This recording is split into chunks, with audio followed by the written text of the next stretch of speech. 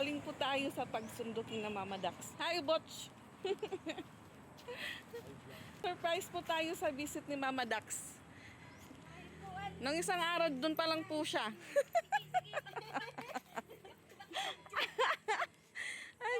Agoy.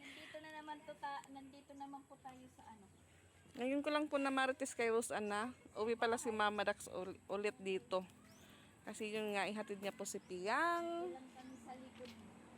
Nagpa-drop. Wallet. Susi. Parang yung kumita ni Geneva. Sa dire ko talaga ni makikitan. Early po yung dinner ni Mama Dax. Timing po, wala po kaming ulam ngayon. Sayan, si Chrislyn. Kausap ko. Hi, Chrislyn! Kanuwaray ka umupod. Kawawa na, mahal. Bukas si Mama Dax nasa Manila na, Mama. Ayan. na siya ngayon. Padilim na po mga kapiks, padilim na. 6:05 na po ng hapon. Ayan yung mga doggy, nag-aabang ng ano, pagkain. Ayun, Dugi. Nag-oh!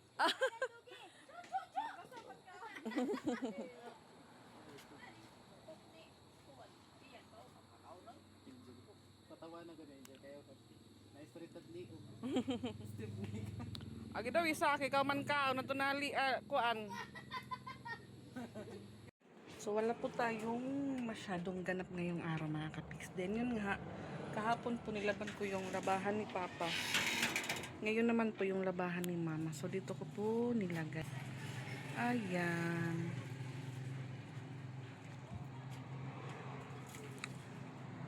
Nandun pa po yung mga shorts ni Papa. Di ba ako gumamit ng dryer. Ayan, si nanay naglalaba. Ano na, early ka mo nagsara? Early na ubos boyag? Sukat naman ni Francia. So kung nagpasipir ka pala kayo ni Msaya. Ubos ka dahi ni Francia ba niya saya kanina nagpasipir akon. So kung nagpasipir ka pala, tapos yanahan ni ka na. Kasi di yan din, paano ka man kunuti? Kaya naubos ko no dayon. Di Mama Dax. Mama Dax. Di loyo, oo. Dorege Piang.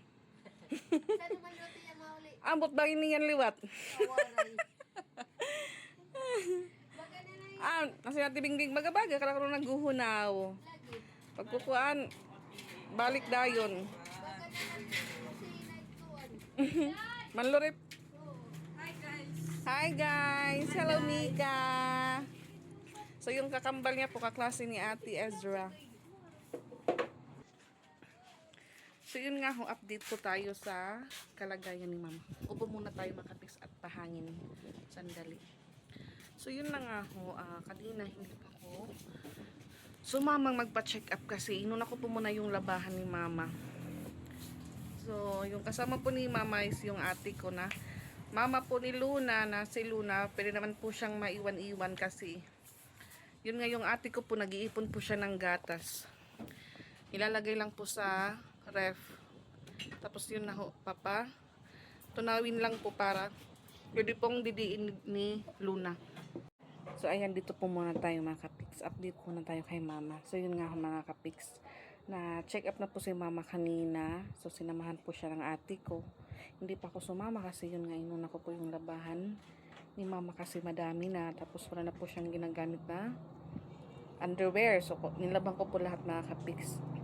So yun, same talaga at tama po yung mga comment nyo about sa karamdaman ni Mama. So yun nga, ano na po yung ni Mama, heart failure. So may mga laboratory pong request para po kay Mama. Tapos may binigay din pong reseta. So sinabihan po sila ng doktor na kailangan din pong bumalik ni Mama sa dati niya pong doktor nung 2024 kasi yun nga, doon po namin nalaman na meron po siyang heart enlarge.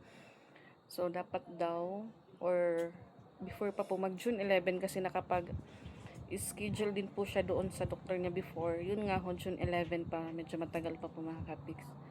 So buti na din po, napacheck up po siya kanina. para mabigyan din po siya ng mga laboratory list kung ano po yung kailangan laboratory kay mama. So sabi po ng doktor, yung paghingal niya po talaga is galing po or problema po talaga yun sa heart niya. Tapos yun nga yung pamamanas niya po mga ka-pics. Marami pong sa kanya, maraming reseta na gamot. So yung carvedilol, binigay ulit sa kanya. So yun nga pang lifetime na daw yung nagamot. So dapat pag may binibigay ito na gamot kay mama, dapat hindi niya na daw hintuin. Pero yun nga mga kapik, sabi po talaga ng doktor na nag-check up kay mama kanina, kailangan niya po talaga bumalik doon sa dati niyang doktor para ma-finalize po yung mami-maintain or lifetime talaga na gamot na iinumin ni mama. Kasi kanina yung mga reseta niya po may may 15 peraso. Tapos yun nga yung carvedilol niya, bali sa isang araw 2 beses yung pag-inom niya po. So yung isang isang tablet po ng tableta ng gamot hahatiin po sa umaga tsaka sa gabi. Siguro nasa 5 gamot siguro yung kay mama riniseta kanina. So pag makapa-check up po siya ulit doon sa doktor niya, uuan. So si Rosa naghuhugas po sa mga pinagkainan doon sa labas kanina. So pag maano po si mama, ma-check up na po sa doktor niya, baka doon na palitan yung mga riniseta sa kanya or ipagpatuloy. Yun nga mga kapiks, malaki din po yung diferensya ng public hospital tsaka private. Kasi pag private talaga, every check up may bayad. So okay lang po kung sa public kasi free lang. Pinagkaiba lang din po kasi mas mano po talaga pag sa private naman, kasi yun nga maano ka po talaga ng mga doktor, mamomonitor kung kailangan kailan ka babalik, kailan yung follow up check up mo, kailangan din naman bumalik doon. Agoy. Pero yung ate ko po mga ka-pics, po siya kanina. Kasi yung pagkuha po dito din ng medical abstract, may bayad din po. So doon po sa hospital na pinuntahan nila, 100 po yung bayad. So po siya ng medical abstract para po sa DSWD. Sa DSWD po mga ka-pics ko, yun nga, sa DSWD. Kagaya po nung time kay Ate Ezra yung nagpa-request po ng MRI yung doktor niya. So yun nga, di ba pumunta ako. Yung po doon mga ka-pics, kasi 1 week ka, babalik ulit doon para malaman mo po kung may makukuha ka na libre gamot or yung resulta. So yung kay Ate Ezra kasi yun nga yung sa paa niya masakit, kaya yun napa po tayo agad kasi yun may blessing. Kasi pag magagrab ko po yun yung binigay na 3K for MRI sa paa ni Ate Ezra, na umabot po ng 14K po yun. Ang request po talaga sa kanya is to the echo. So nagtanong ako sa ate ko kanina, magkano yung to the echo dyan? Sabi ng ate ko, 2-3 daw doon sa hospital na pinuntahan nila. Yun po yung unang ni mama. Tapos yung mayroon daw para sa sugar niya. Basta marami po yung request ni mama. Kaya yun, sabi ng kapatid ko, kung ilan yung hawak ni mama na pera, ibili lang muna ng gamot para makainom si mama. Kasi sabi ko, pag talaga sa DSWD, hindi agad-agad makakakuha po ng ayuda. Tapos yun nga, may hinihingi pa po silang requirements. Walang problema po sa medical abstract kasi once matapos ka pong check-upin, pwede ka pong mag-request sa doktor. Sabihin mo, Dok, pwede po bang makahingi ng medical abstract? So, dali-dali din po nung makuha agad. Tapos yun nga, bayaran lang po doon sa cashier.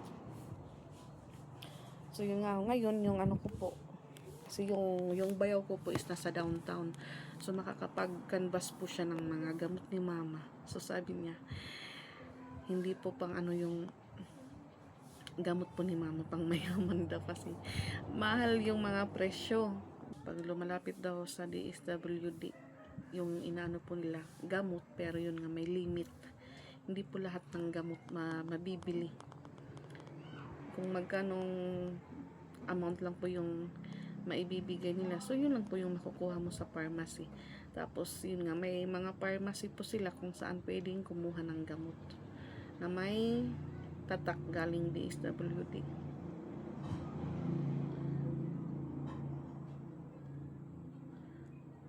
Pero, yun nga ho, thanks God, na-check up na rin po si mama. May idea na po kami talaga kung ano talaga yung problema ni mama. Yun na po mga kapiks. Naisip ko lang po, sayang po talaga yung mga dating pinapacheck up po ni mama sa mga herbal clinic na parang walang epekto sa mga pinapacheck up ni mama. Sayang po talaga. 2 clinic po yung pinuntahan niya before, yung sa thyroid niya. Parang walang improvement po mga kapiks. So, dati yun nga, sinabihan ko na yun, ma, minto ka sa mga ganyan-ganyan. Pwede siguro pang multivitamins lang ganun. Kasi mas mahal po talaga. Ilang po siya, nagbalik-balik doon sa mga, may herbal naman pong tumatalab. May herbal naman pong hindi hiyang. Kaya sabi ko sa kanya, dito pa po yun siya sa bahay. Sabi ko, tingin ko po talaga kay mama sa heart po yung problema niya. Kasi nung time po na nag-take po siya ng yung last week po na magpa-check up po kami. Yung ininom niyang gamot, hindi na po siya inubo. Yun naman po yung sumunod talaga, mas lumala po yung hinihingal siya. Tapos yun na ho yung sumunod naman na manas na. Pero sabi ko sa kanya, yung ubo mo may ubo ka pa. Inuubo naman inuubo ako pero yung hindi na palagi. Tapos yun nga parang walang plema po na nailalabas mga kapiks. So yun talaga yung problema mo nasa puso. Sabi ko, wag kang masyadong mag-isip ng hindi mo problema. Kung ano yung nakikita mo, anong naririnig mo, wag mong pansinin. Okay naman po dito sa bahay siya magstay. Yung problema nga ho, mainit naman po dito sa baba.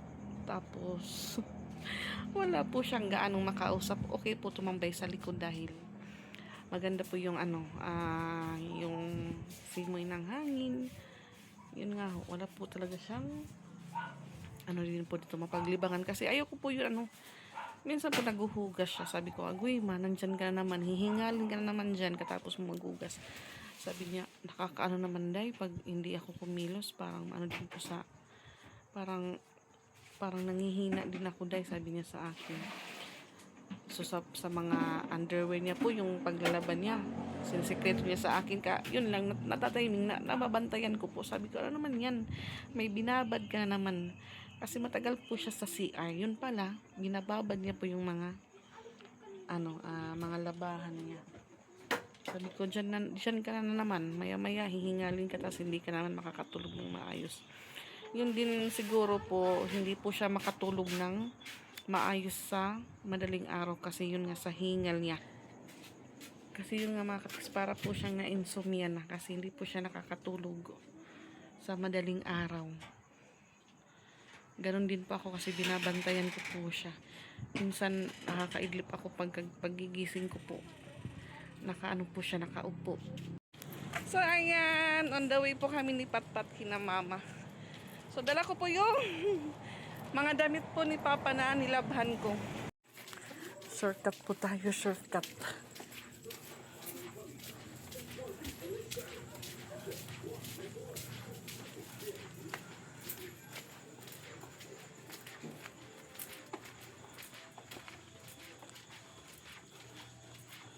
Ang dilim. Bay may halas pat. Ayam. Tabi apoy. Una nga to. Tabi apoy. Pero mamaya, magpapahatid po kami sa kapatid ko.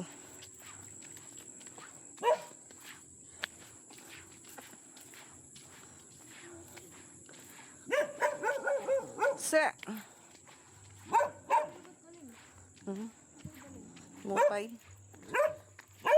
Sa.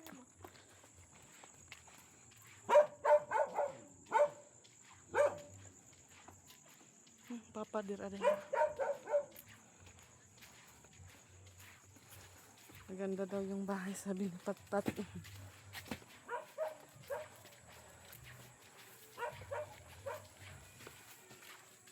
Mapitik ka man, Pat. Bigat po ng basket.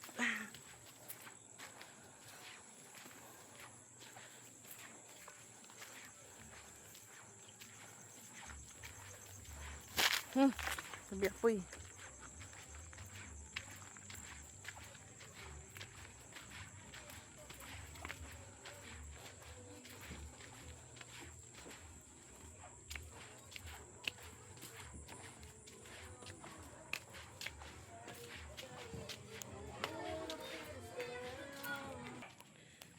Yan, di lang po kami nagdagal kina Papa kasi wala.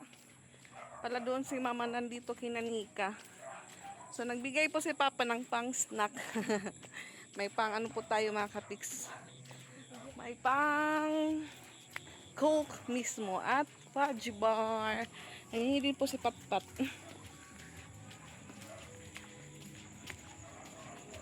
Doon pala sila dumiretso kina Nika. May music. My dear mother. Marikol man niya duro ha. Iginyak na. Wow, ano yung surama? Iginyak na. Ayun, sura.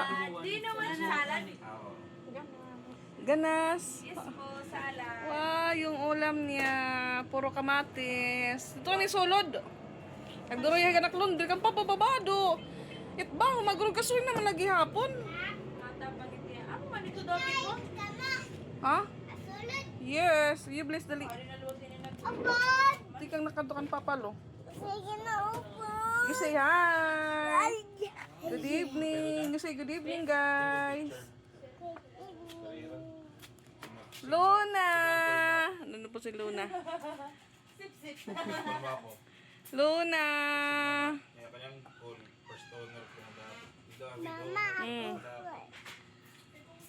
Wow, binigyan ako ng alcohol ni Mikay. Thank you. Ano naman? Musta ang ating buhay-buhay? Ayun, balik sa dati. Kang, alain doon. Nakalimot ako kang. Ano? Sabon na paper bag. Is that kay? Waray na din. Ay, paper bag ibaw. Nag-welcome back yan. Away kabi. How yan, been welcome. Where's Mama Nilin? Lumipat-pat nagkugos ka na. Luna! Luna! How are you, Luna? How are you, Luna? Where is Ate Ezra? Ah? Oh, Pagkagat. patatusog-pat kinapaliyat flash pot. Ate balik ka sa Roblox. Asa yan na ito man? Ako man gamit ito pa na ako. Waray man ito. Yan po yung outfit niya doon sa hospital kanina. Meron po siyang malong-malong. Aray ko. Ay, Hindi da. nanmamanas pa man ngayon. Amot pasok kaya sintomas. Pasok na pasok po siya sa ano, Tinder? sintomas ng heart. Failure. Ala. Ang kulit po ni Mikaela, oh. Nakikita po yung labahan ng mama niya. Ninang. Ninang. Ninang. Say hi, tita. Alaw. You say hi, tita, anay. Oh. You say hi, tita. Hi, tita. Who is that? Who is that? Who is that? Dapat kita. Dik-dik? Idik-dik. Dik-dik-dik-dik. May papabugi. Who is that? Ino inihin, oh. Ino yung nabata. Idik-dik. Pwede mo kita. Daw. Ay, wari pus ko. Ganda kayo, ganda kayo. Alo. Stress na po si Luna sa buhok niya. Hi, Luna! Ah, gina. Ano, Ate Isra? Ha? Luna! Ate ya buhok. Tuman nga na tubo. Abukta na, no? Ang gina. Abukta na yung buhok. Ang gina. Pat, mahulog pat, ha? Luna! Luna! How are you? Mikay! Na-school na ikaw? May school na ikaw? Wow! Di ka mag-school. Harayo. Harayo! Pagi daw.